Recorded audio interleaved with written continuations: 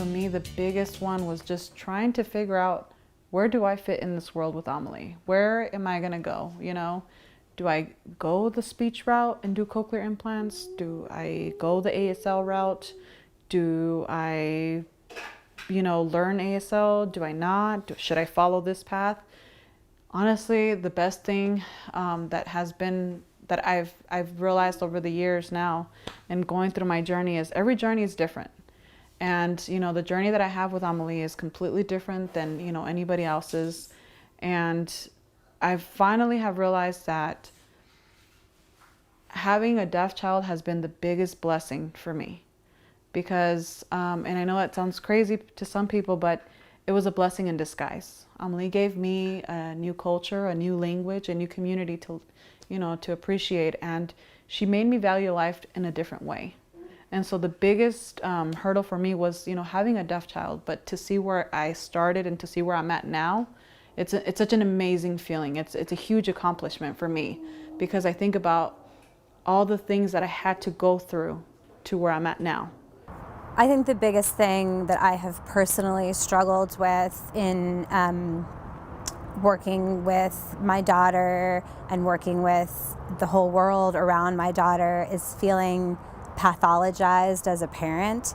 So feeling like we can't figure out what's best, or we're making the wrong decisions, or we should be doing things differently, or of all of the possible choices for what's right and wrong, there's not one that we could possibly make that would be the appropriate thing to do.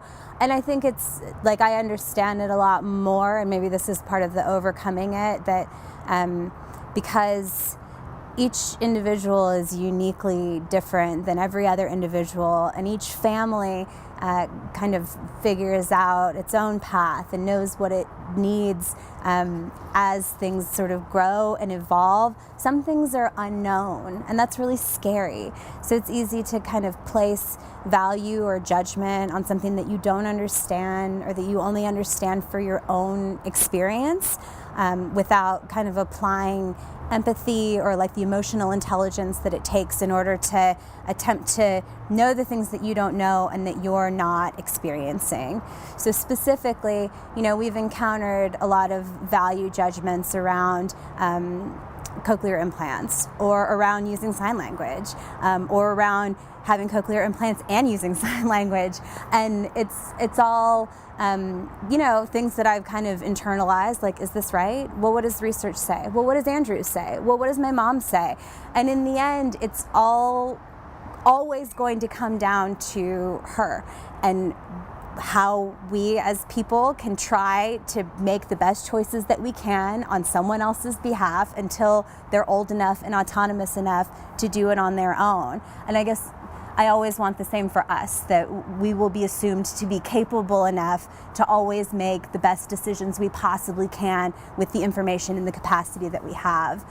So it's a lot easier now, but in the early days I was like, are we ever going to do anything that everybody thinks is right? And no, I don't think that it's not possible, right? But we do a good job. We do a really good job, and we'll continue to, because she's awesome, and she's showing us a way. One of the biggest hurdles that I had to overcome is being so stubborn. As a guy, as a man, being stubborn and being, I guess, don't want to say afraid, but intimidated by learning something new, learning a new language. I love languages, but learning ASL was totally different, because we speak to learn other languages. ASL was intimidating because I had to use my hands. I had to use face expressions, and I'm not really the most outgoing person, but having to overcome that and learn a new language has been actually one of the most surprising and most satisfying things that I've done so far.